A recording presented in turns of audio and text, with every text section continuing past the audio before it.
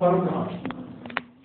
زي ما بنقول دي كلمة بنقع. لو حبينا يعني نزلها نزل الحروف لوحدها هتلاقي الكي ونون الغنة والكاف والكافي حرف مركب والألف. خلاص؟ يبقى أنا عرفت منين ده من غنة بنقول بنقع.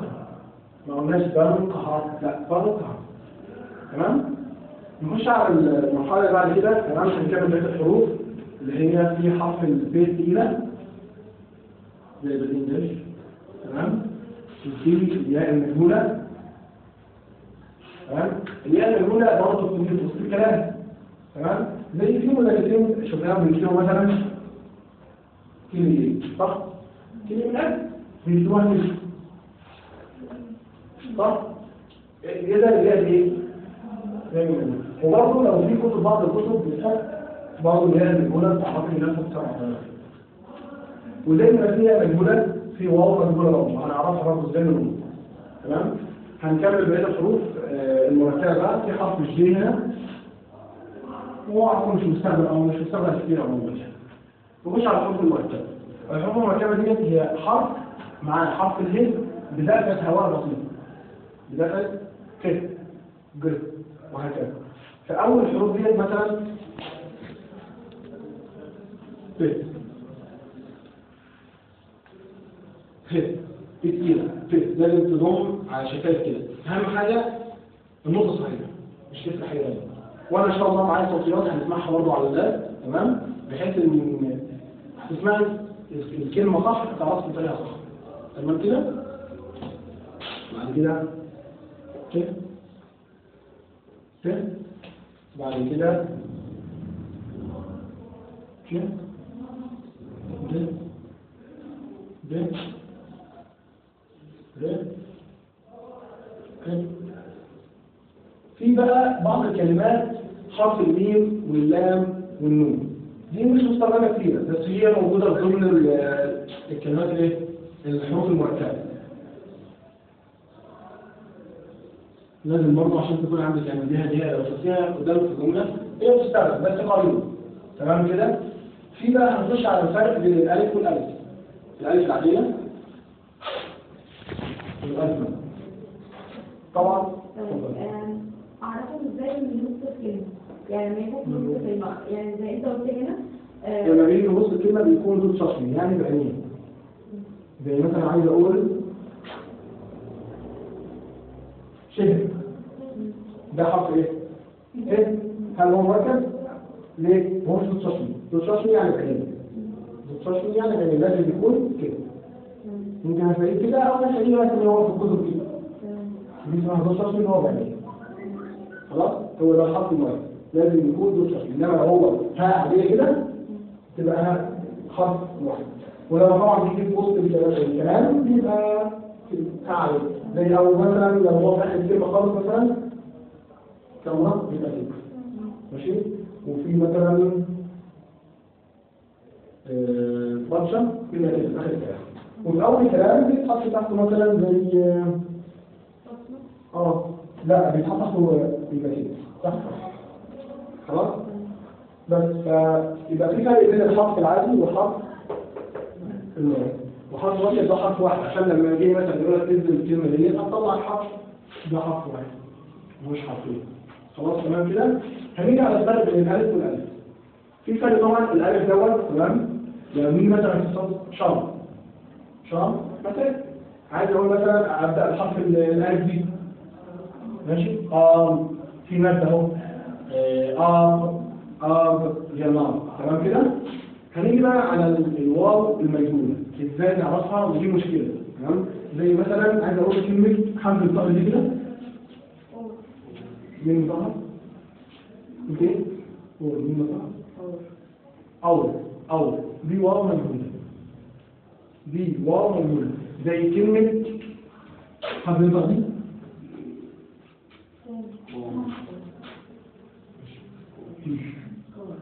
قول صح؟ لا قول دي واو مجهولة بتتعرف بنمط أو للسماع عموما. هنحاول برضه أجيب لكم الحاجات اللي موجودة بحيث إن أنتوا لو سمعتوها أو درستوها في الفوناتكس والكلام ده كله هتعرفوا إزاي تكتبوها. زي ما في ياء مجهوله وفي ياء معروفه، في واو معروفه تمام وواو مجهوله. زي مثلا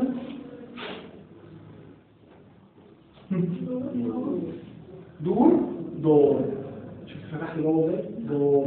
في فرق بينهم ولا مفيش؟ ودي كلمه وهي نفس الكلمه اهي، ودي لها معنى ولا واحده. تمام.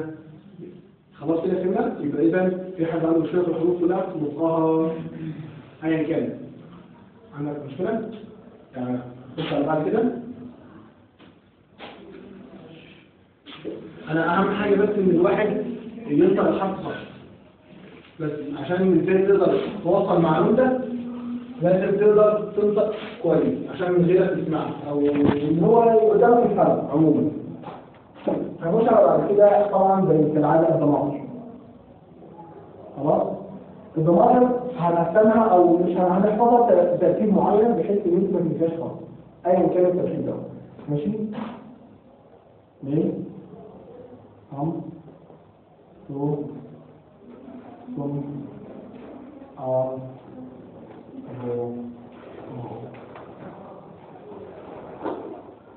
تمام كده؟ يبقى إذا دي الضمائر الفاعلية بتاعتنا. تمام؟ وهناخد الروابط بتاعتها من أنا، هم، نحن، أنت، أنتم، حضرتك دائما الاحترام ودائما الجمع عشان مفيش حد، لأن في بعض الجمل المستخدمة ممكن يقول لك إيه؟ أركتهو. معناها أركتهو صح؟ فممكن يقول أركتهو دي الرابطة بتاعتهم. تمام؟ لا هي صح، يعني عندهم في اللغة الدارجة ممكن تقوليها، بس أنا بتكلم على قواعدين إيه الصحيح وإيه اللي بياخد هو وإيه اللي بياخد تاني. تمام؟ وهو المفرد تمام اللي هو هي هم هم. تمام كده؟ هناخد الروابط بتاعتهم مين تاخد هم تاخد هي تو تاخد هي توم تاخد هو.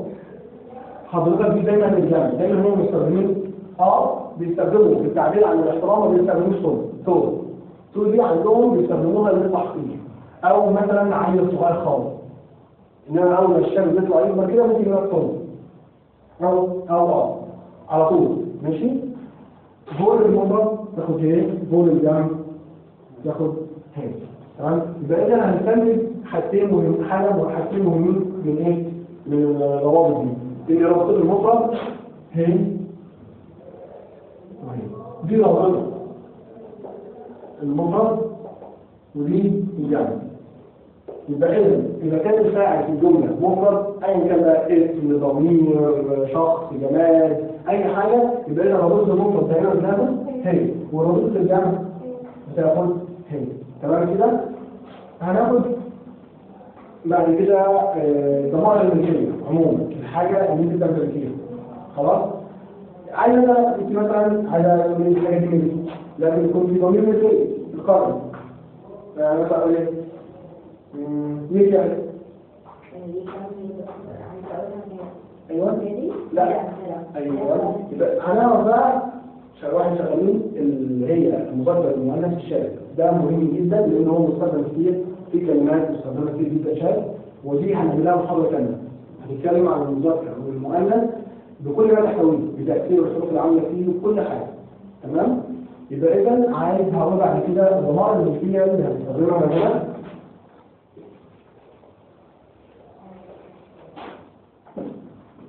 مين الضمير الملكيه بتاعها ميراث. ده المفرد المذكر. اهم حاجه بس انا عايز تاخد بالكم من المذكر والمؤنث لان في ممكن تستخدمي مثلا الكتاب احنا هو مستخدم مؤنث عندنا مذكر هتقولي مثلا ميراث كتاب لا ميري كتاب. يبقى اذا المذكر ميراث المؤنث ميري الجمع المذكر ميري. هنا عايز اقول برضه حاجه هنا في الجمع المفرد المؤنث ده تستخدم المفرد والجمع المؤنث الحاجتين مع بعض مفرد وجمع مؤنث ميري. عايز اقول كتبي ميري كتابين. عايز اقول كتبي ميري كتابين. تمام؟ هنيجي على هم مثلا همارة هماري هماري. تمام؟ ده اللي هو ايه؟ ملكنا كلنا. عايز تقول ايه مثلا ده مثلا الحجرة دي حجرته عبارة كم حجرته تمام لأن كم مفرد هنيجي على شو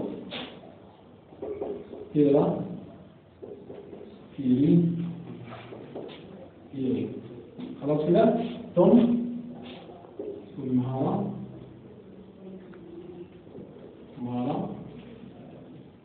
ثم هذه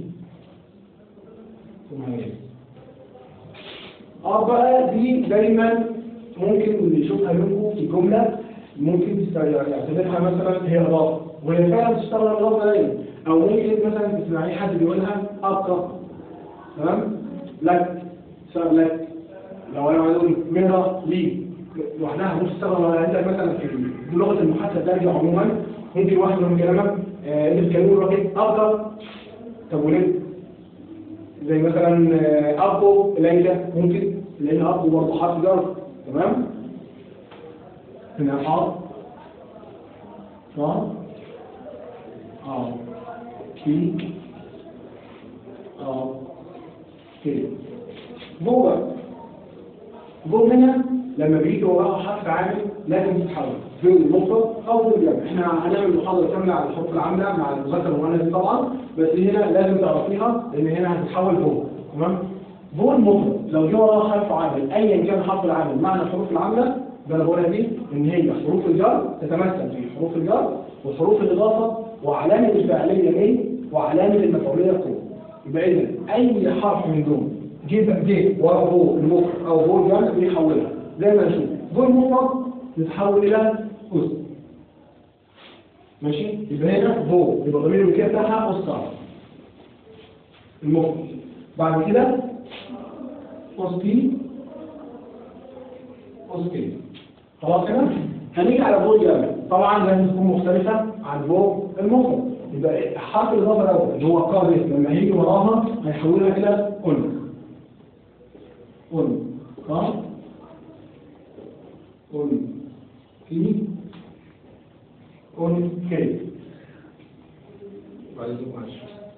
يا محمود تعال انا موجود هناك انا موجود في الصف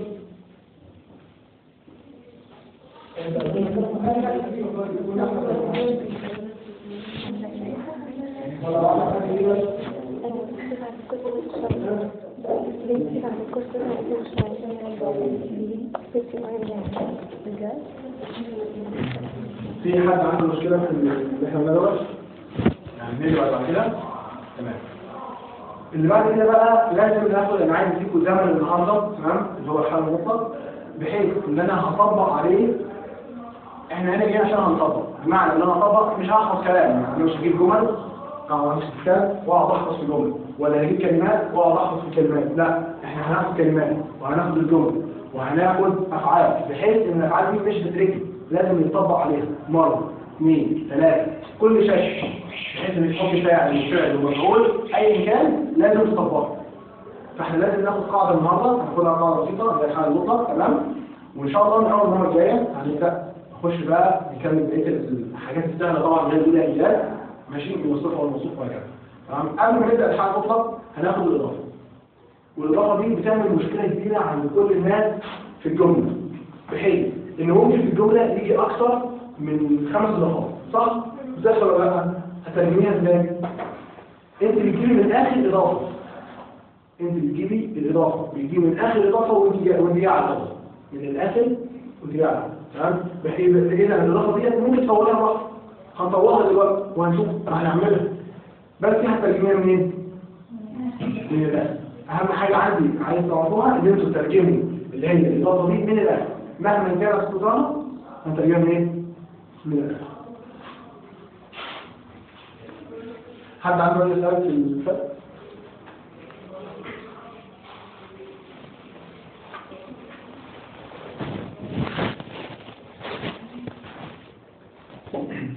طبعا زي احنا عارفين ان حروف الاضافه صح في كده تمام كده. انا عايزين نبدا على طول. عايز اقول مثلا قلم محمد. مين القلم؟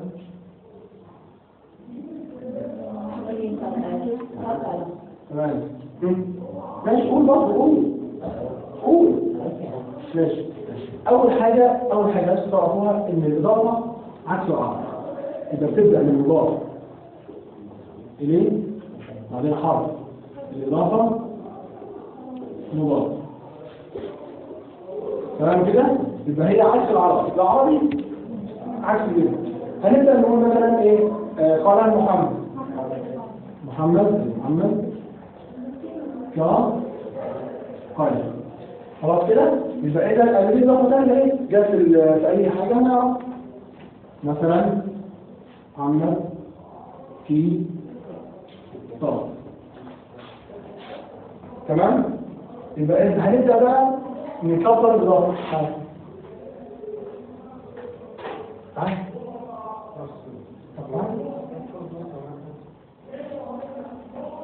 خلاص كده؟ يبقى إذا الإضافة تمام. إحنا قلنا زي ما قلنا النقاط للمفرد المذكر وتي للمفرد والجمع المؤنث وتي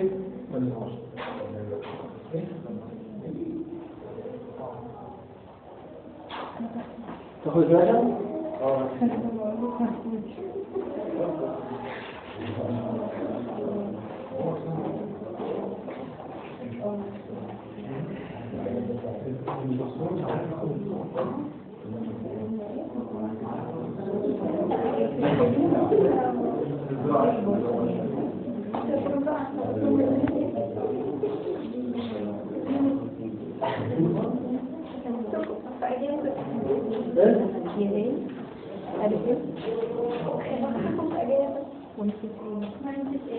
تمام يا جماعه. ده زي ما قلنا ان الاضافه هنا تمام. هنحاول ان احنا بقى ايه نوسع الاضافه شويه.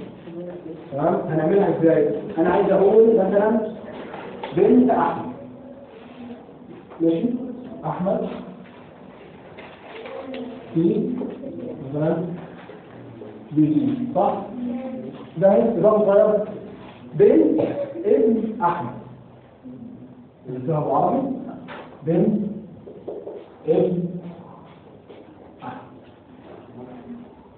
هنعمل ايه بقى؟ احمد مين هيساعد معايا؟ احمد كيبي لا بنت ابن احمد. تمام. احنا قلنا في البدايه لو انت تفتكري عايزين بس نرجع تاني ان حرف لا مش هنتابع. احنا هنتابع بقى من الاخر.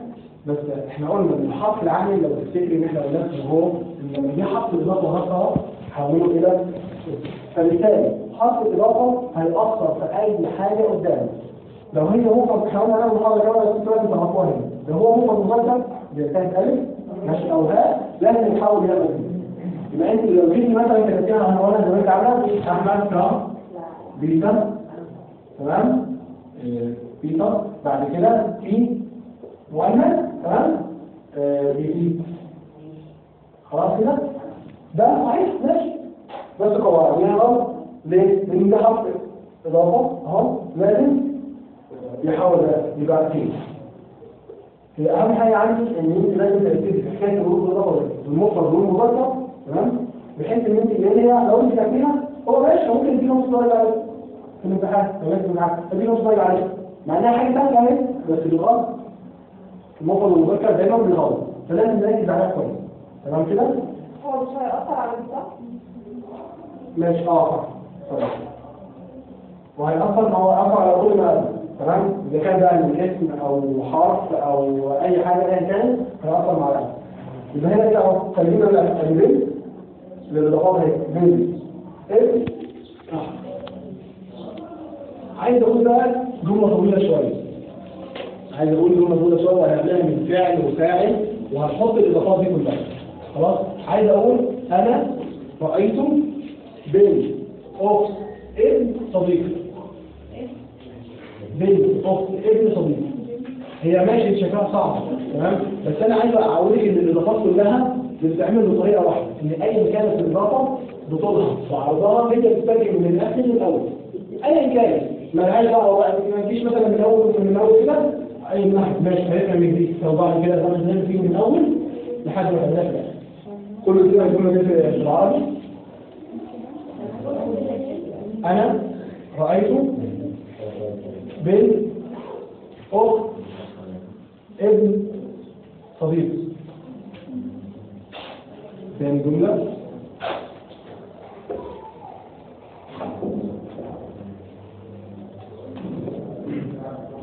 أنا رأيت بنت أو ابن صديق. خلاص كده؟ أول حاجة هتدوري عليها ديت جملة إيه؟ فاعل. هتدوري فين الفاعل وفين الايه؟ الفعل. ليه؟ لأن ترتيب الجملة الأرضية تمام؟ بأن هو الفاعل يكون في أول جملة تمام؟ والفعل بترميه في آخر الجملة. تمام؟ فاحنا هنحط أول حاجة مين؟ أدي طب بعد كده ذكر هو التصميم هو برضه لسه للمناط. أنا رأي تمام.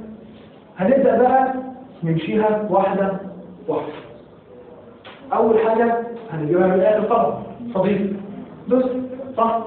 بما إن مين هنا الفاعل وهو أنا وصديقي دوت عايد علي أنا، مش هستخدم ضمير ملكية اللي هو مير. تمام كده؟ هنستخدم أب. هذه الأب. ولكن احنا ما عملناش تغييرات. تمام؟ أبنا دوس.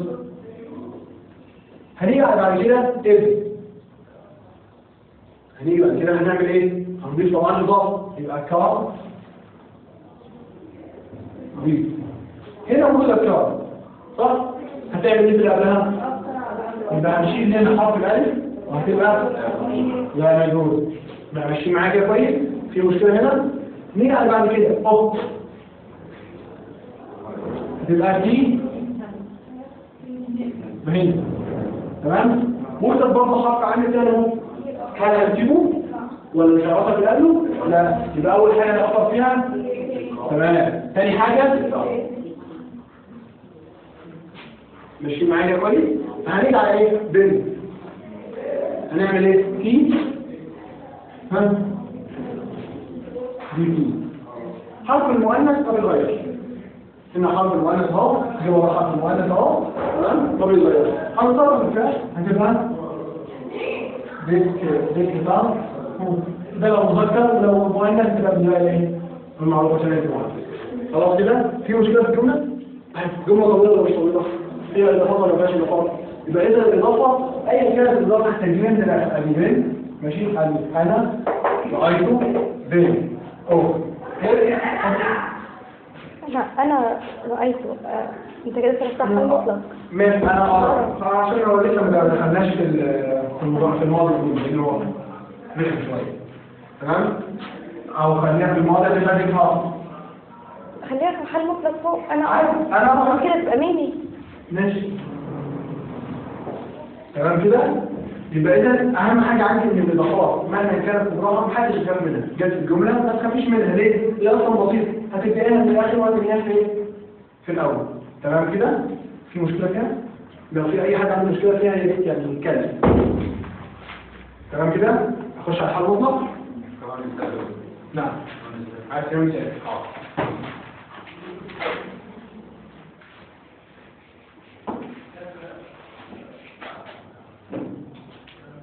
أنا ذهبت مثلا مع بنت مثلا ابن عم. تمام كده؟ هنطلع أول حاجة إيه؟ الفاعل والكلمة. هنطلع أول حاجة إيه؟ تمام. والفعل هتبقى مين؟ تمام؟ وهنحط جواب في الآخر إيه؟ من غير ما نصرف. خلاص كده؟ أول حاجة أنا ذهبت تمام مع بنت ابن عمي. عمي اللي هو عمي أنا تمام؟ يبقى هنستخدم ضمير إيه؟ أنا شوية تكون حافظ إن هو اسمه ضمير الشأن. هو ضمير ملكية لكل الضمائر الملكية. أنا عموما مش عايزك تكون حافظ. أنا عايزك تطبق بحيث إن الحاجة دي تفهمها ماشي تحفظها بس أنت تكون فاهم. مش حافظ كلام من الكتاب بتردده. عايزك تكون فاهم هو مستخدم ليه هنا. هو مستخدم عشان إن الفاعل ماشي ده مرتبط بالفعل فلازم نحط أبنى. مش على لازم نحط أبنى وهكذا وهكذا. لا أنت تكون فاهم أنت هتحطه ليه. مش هتحطه علشان أنت عارف إن هو بيتحط. خلاص أنت فاهم ما ينفعش تحط مير. خلاص ما ينفعش تحط مير. ليه؟ لأن الحاجة المملوكة ملك مين؟ للفعل ايا كان الفعل، حتى لو الفعل مش مين. يعني مثلا عايز اقول، لو انا قلت مثلا احمد ذهب مع بنت ابن عمه، صح؟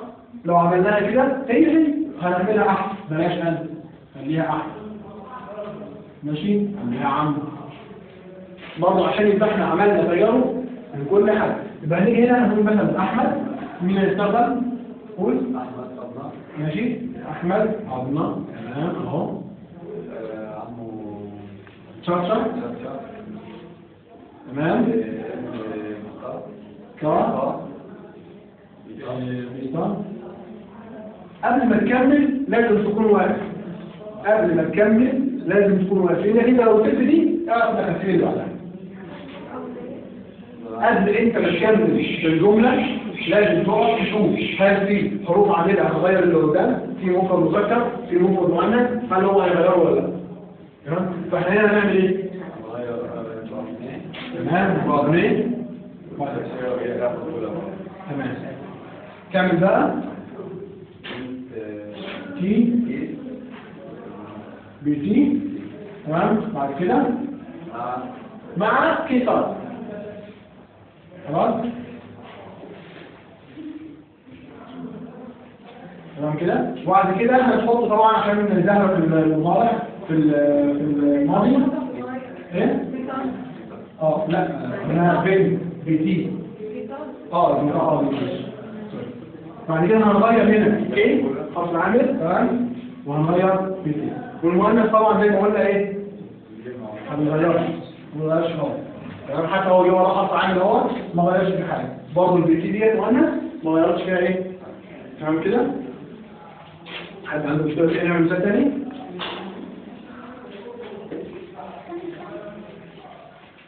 ماشي.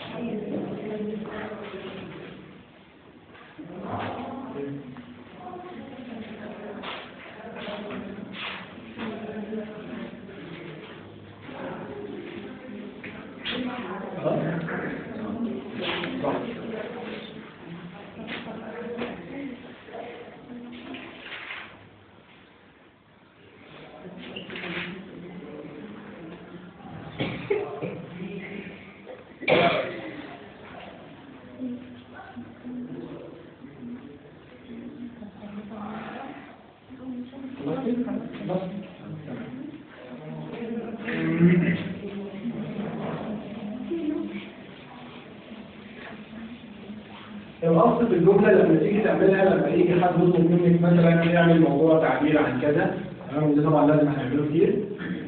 تعمل موضوع تعبير، تعمل مثلا جمل. مش الأصل في الجمل انك تستثبت فيها وتعمل جمل طويلة بقى وتبقى واقف تثبت نفسك، ماشي، احنا ما قلناش حاجة، بس قبل ما تعملها لازم تفكر كويس، لازم تعرف ازاي تكون الجملة، ازاي تعرف تحط الفاعل، تحط المفعول، تحط الفاعل، ازاي تعرف تتصرف، ازاي تعرف تستخدم الزمن، تستخدم المشتقات، تستخدم الصفة والموصوف، تستخدم الإضافات. كل دي قبل ما تعمل جملة فكر كويس. ممكن انك تعمل جملة وهي نفس الجملة وبطريقة سهلة وبسيطة، ومع ذلك تكون صح وترجع عليها درجة الكامل، ولا في فزلكة ولا في حد يقول لك ايه ده يا عم ده بتتفزلك، ده عامله لي جملة قد ايه، ده يا عم ده مش عارف يعني، فاهماني؟ فإذا أهم حاجة في الجملة إنها تطلع صح، صغيرة بقى كبيرة هم مالهمش دعوة، أهم حاجة إن الجملة تكون إيه؟ صحيحة. فإذا أول زمن هناخده، تمام، لازم هناخده عشان نتدرب طبعا من أول يوم، تمام، الحمل، تمام، الحمل أي مصدر في الأردن بينتهي بنون، وكل المصادر مذكرة بلا استثناء طبعا، كل المصادر مذكرة. طبعا في مصادر مركبة وفي ان هي مصادر عادية وفي مصادر مركبة وفي متعدي ولازم وهكذا. احنا هنبدأ أول حاجة بالحل. أول حاجة هنعمل ايه؟ هنحذف نوع اللي هي ايه؟ المصدرية. هنجيب مثال مثلا عشان نمشي عليه. ليك هنا كل يسجل المثال اللي عنده يكتب.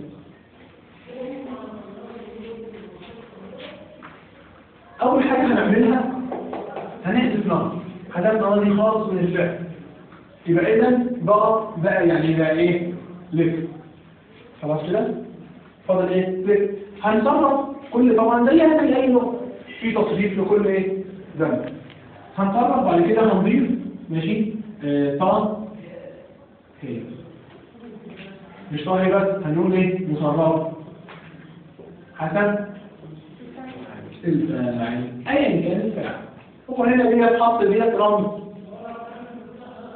خلاص، انما هي في الضمائر كلها كل ضمير له ايه؟ الرقم بتاعته. زي ما هنقول مثلا هنصرف مثلا ليك نوع مع الضمائر كلها، هنبدا تفصيل مين ليك نوع قال كده. المؤنث هتقول ليك مؤنث ليه هم هنقول ايه؟ ليك حلو تمام. على المؤنث هتقول ليك هنيجي على تو المفرد تبقى ليك هي، والمؤنث تبقى ليك هي. على توم ليك هو تمام، والمؤنث ليك هو. نيجي على وهنقول الافضل دايما ايه؟ ليك هي، والمؤنث ليك هي على فوق. وقبل ما تصرفيها لازم تحددي انت هتصرفي الاول هل المفرد ولا الجمع. هو ماشي دي عادي بالنسبه لي ان انت مثلا كلمت واحده او مفرد واحده جمع، بس انا عايز تركزي في الاول انك تحطي مثلا هدف او مثلا تحطيها في دماغك دايما ان انت عايزه مثلا تحطي المفرد الاول. انا دايما بعمل كده اروح كاتب تحتها المفرد بحيث ان انت مش لازم تعودي نفسك على حاجه معينه او كاريزما معينه تمشي عليها. هتبقى فوق ليكي هي، المؤنث ليك هي. مو الجمع ليك هي، والمؤنث ليك هي. تمام كده الزمن دوت. احنا طبعا هناخد افعال تمام. انا اديت الزمن ده النهارده عشان هناخد افعال وهنمشي عليها وهنعمل عليها جمل كتير في البيت للتدريب تمام. ففي زي انا بتصرف دلوقتي تمام. مثلا طرف ذكر هي دي نفس الطرف.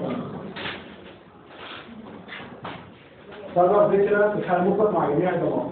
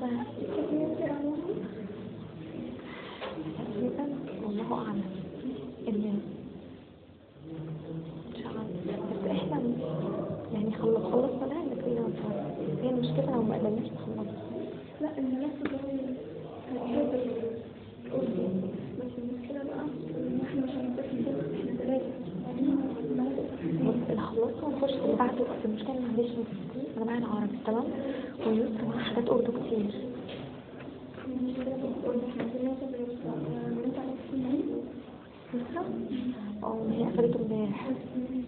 اي حاجه انا ممكن اوصلها عشان معايا انت اللي ما بعرفش اوصل. كنت في ارضي قبل ما تمشي. خلاص مؤنث ومذكر يا ريت. لانك انت ممكن مثلا انا ممكن اهو اي مؤنث لازم تتراجع على الاثنين، لازم تتراجع على الاثنين. السقوط التدريب مش بشد، انا مش كاتب القاعده او قلت لك ان المؤنث بياخد يعمل دور اللي هي معروفه وخلاص. مجرد مش دي مش مجرد حاجه احفظها، مش مجرد كلمه، مش مجرد حرف احفظه. لا انا عايز تدريب، عايز تمرين، عايز حاجه تثبت تكرار دايما تستخدميها.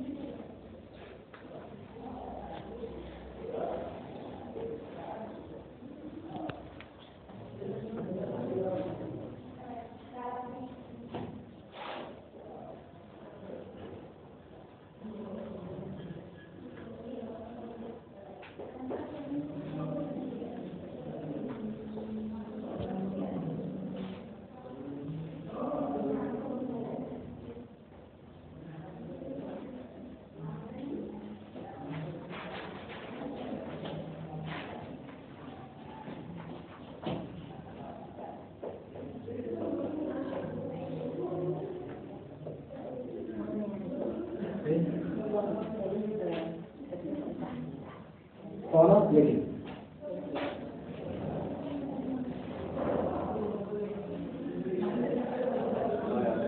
ايه قول هنا قول هنا قول هنا معناها ايه؟ يجب. لا معلش معلش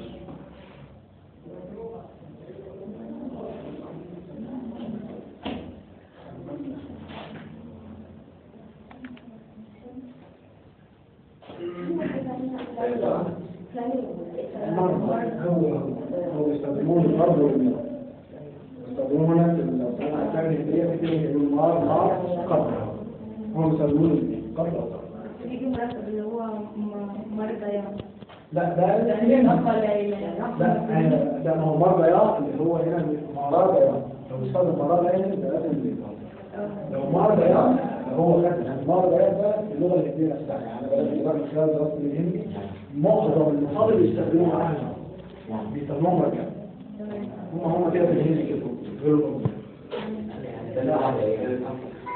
جنة يعني عايز يقول واحد انا اعرف مين النظام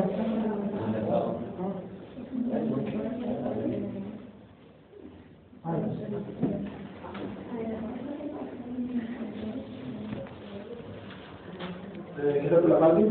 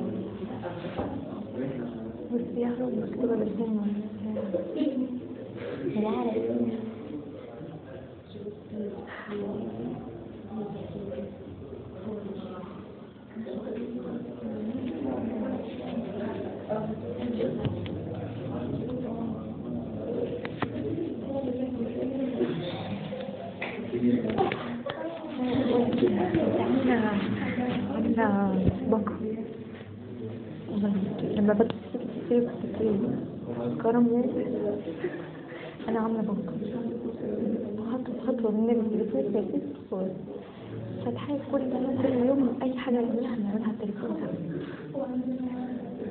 خطوه ان قبل كده هنزل على ايه ياخد سلام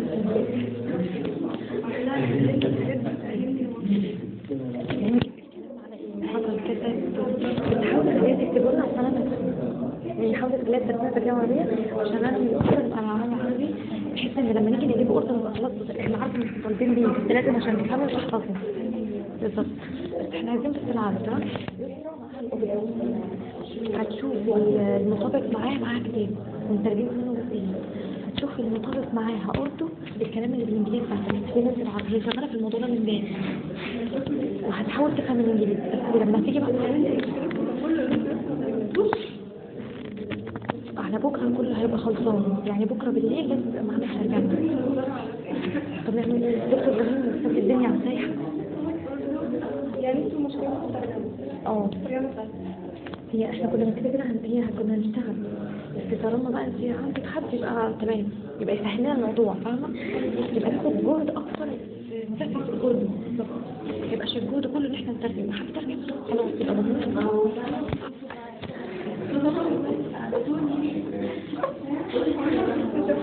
شوف الكلام ده بس انا جايه جميل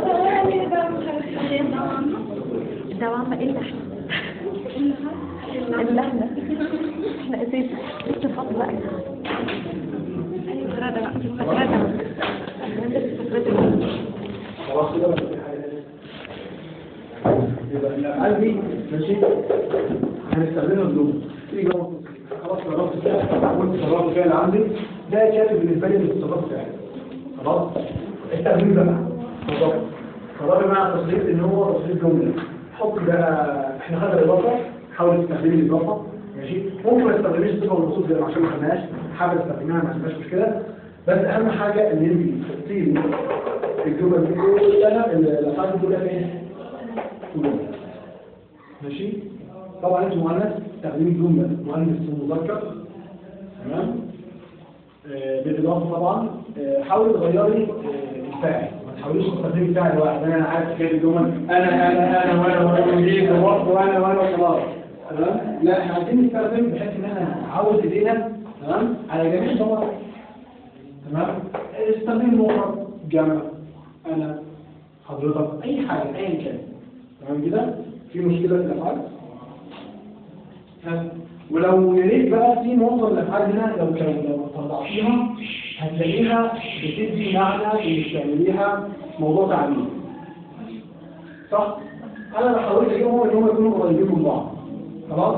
فانت حاولي على قد ما تقدري لو قدرتي تجمعيها موضوع تعليم يا ريت. فيها مشكله؟ نعم.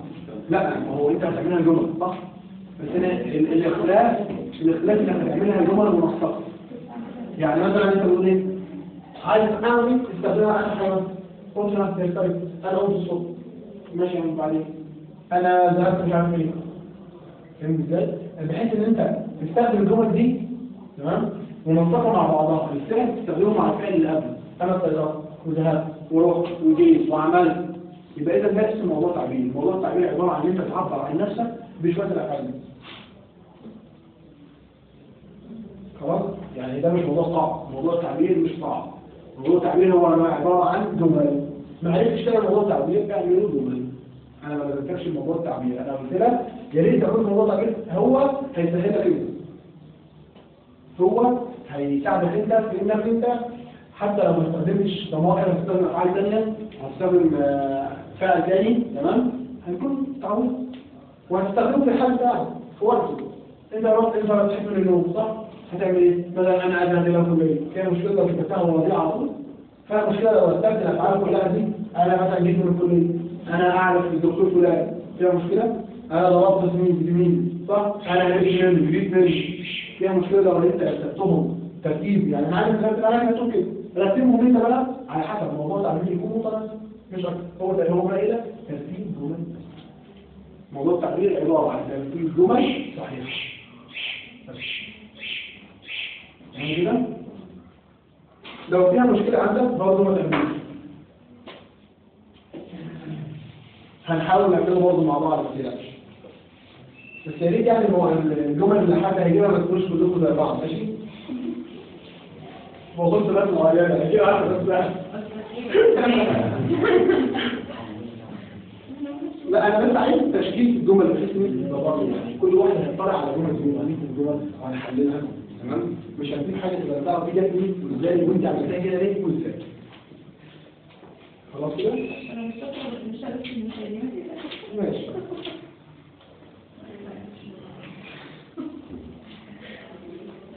في بقى هناخد حاجه بسيطه مثلا هي ايه؟ هناخد شويه ايه؟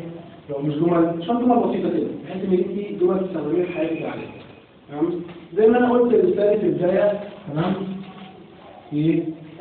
يا هي تمام؟ يكره هي دي بتصير على اي حاجه غير عقل. اي حاجه غير عقل يكره يكره يكره، يبقى اذا يا تسأل عن ايه؟ عن غير عقل. وده سؤال بيقول لك مثلا ما تمام كده؟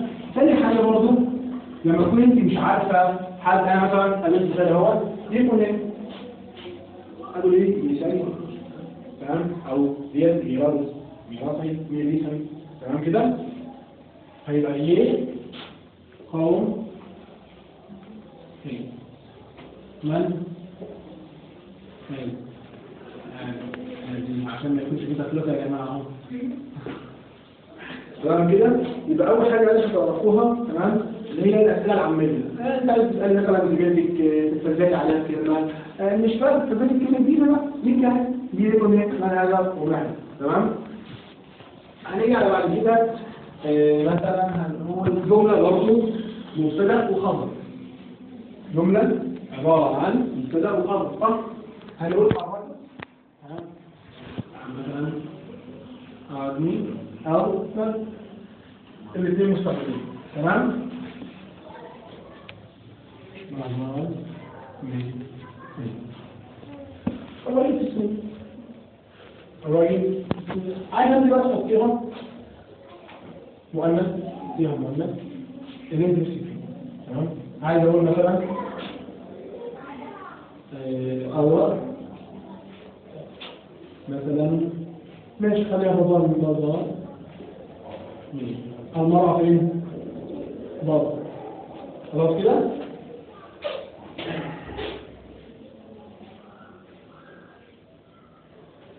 في تركيب بقى اللي هو مثلا بتستخدموه مثلا لو حبيت تكتبوه على الفيس بقى، او هو تركيب على بعضه. ماشي؟ هو تركيب على بعضه اسمه يعني عايز ندعي ربنا، يعني عايز نقول لحد انا بدعو ربنا. ماشي؟ هنكتبه تبقى هنا في كون ادعو الله، او ممكن تستخدم الله على فكره. تمام؟ بس هي تركيب على بعضه كده. تمام؟ خدها في دعاء كون ادعو الله. انت ده عايزه تحطي ضمير، عايزه تعملي الجمله دي انت اللي تكوني عاملاها. انا ادعو الله. هنا ممكن يكون يدعو الله، انا ادعو الله. هتعملها ازاي؟ هنحط مين؟ خلاص؟ كرمز بقى هنحط النون. ده مضارع، ده زمان مضارع طبعا هناخده بعدين. خلاص؟ انا ادعو الله. في مشكله؟ في مشكله في حاجه؟ تمام. عايز اقول لحد ده مستحيل. عايز اقول لحد مستحيل. احنا بناخد بعض التعبيرات اللي انت ممكن تستخدميها على فكره. يعني مثلا بنتي بتطلب مني حاجه انت تقول لها مستحيل. مستحيل. طب انا اقول لا ممكن ايه؟ لا ممكن مستحيل. لا ممكن.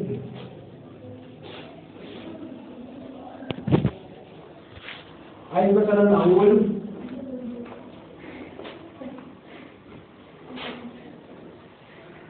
ميرا بيضاء أين ابني؟ أين ابني؟ عايز أقول أين ابني؟ سؤال صح؟ برضه ممكن تحطي تغيري دي أين مثلا أين أنت؟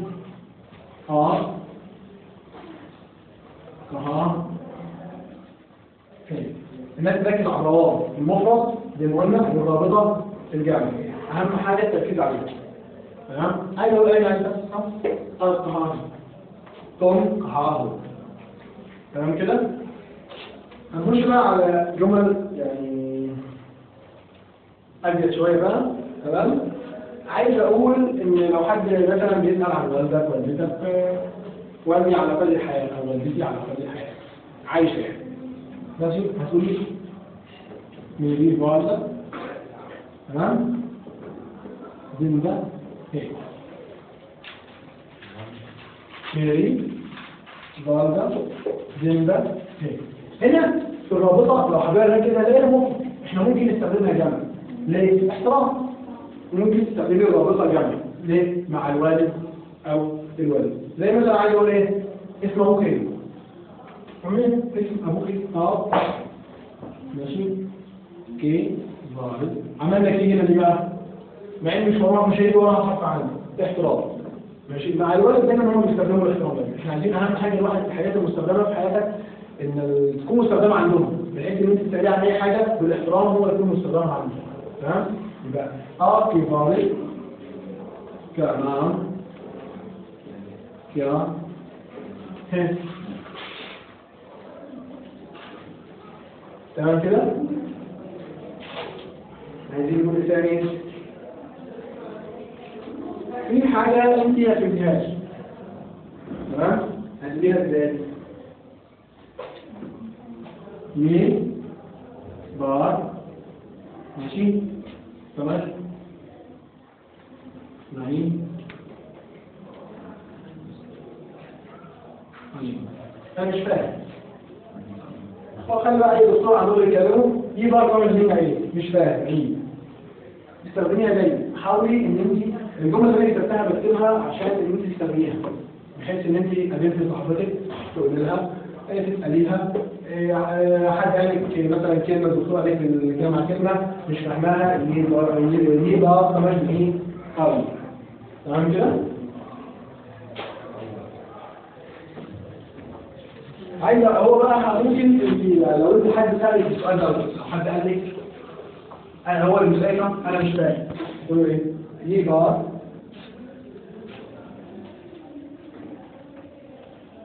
دوباره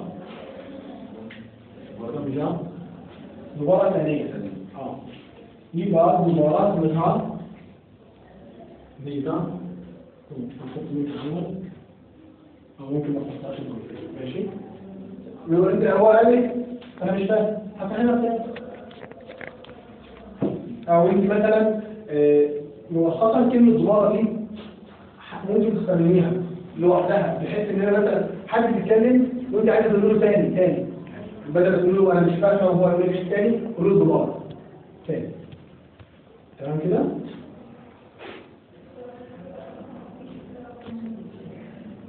سؤال بقى كده مهم كويس يعني. ثم ماشي يوم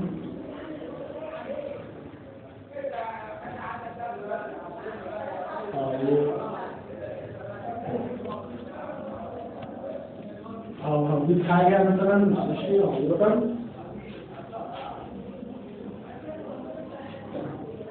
ثم يوم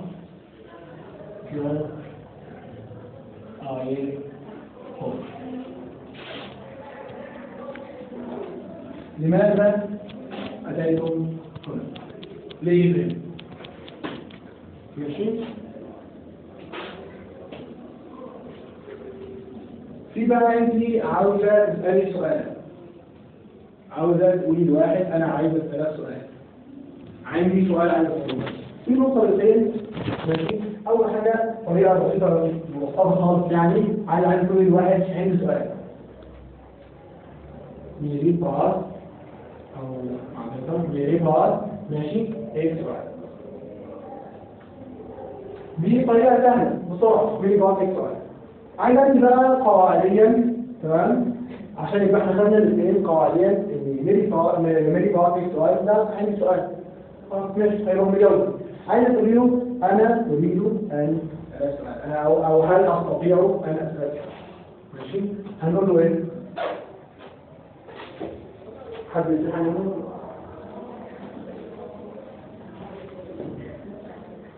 क्या मैं आप से एक सवाल पूछ सकता हूँ? هل أستطيع أن أسألك سؤال؟ تمام؟ دي جملة هي تمام؟ هو ممكن الرد عليها يقول ضرور شيء ده رضها يقول أكيد هو صح قول ما ضروري تقول عادي يعني.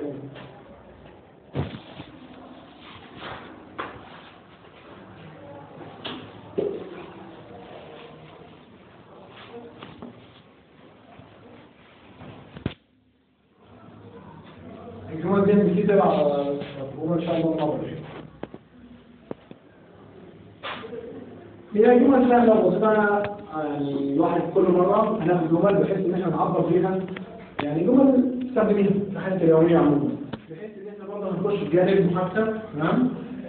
هنبدا ازاي نعبر عن نفسنا ان شاء الله من المره القادمه. هنبدا ازاي تعبري عن نفسك كل حاجه هتقولي ليه من سن في عنوان ساكن فين وبتروح فين وبتيجي منين. حياتك اليوميه يومك الخاص هتكتبيه كله يومك الخاص.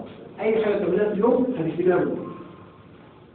لو ما عرفتيش شغل هتكتبيها عربي وهنحاول مع بعض. كله هيكتب له بحيث ان انت حد سالك اي حاجه حياتك اليوميه الدكتور ممكن يقول لك بتعملي في اليوم بتاعك عملوا له مثلا الاسئله سهله انا بروح الكليه ولا الكليه؟ لا، في حاجات كتير قوي تمرين. فبالتالي ده لازم موضوع التعليم. يعني هتكتب الموضوع ده عن حياتك اليوميه كلها ان شاء الله. خلاص؟ هنيجي بقى على اخر ان شاء الله اخر جمله. اتفضل. لا ايه؟ تمام؟ كيف؟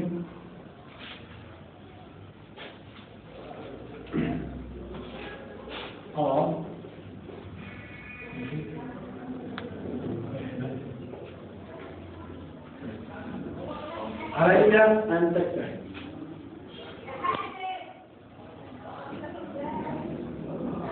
تمام؟ عليك أن تجتهد. عليك أن لوحدها أن تجتهد.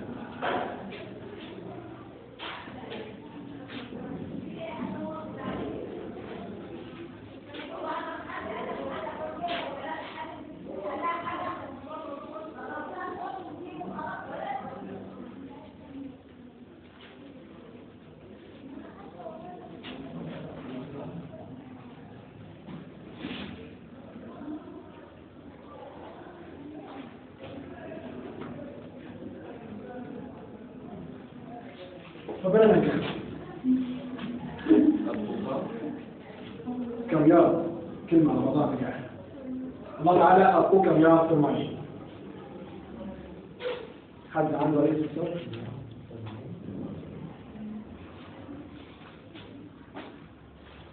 معذرة لأن ثلاث أيام الأمور.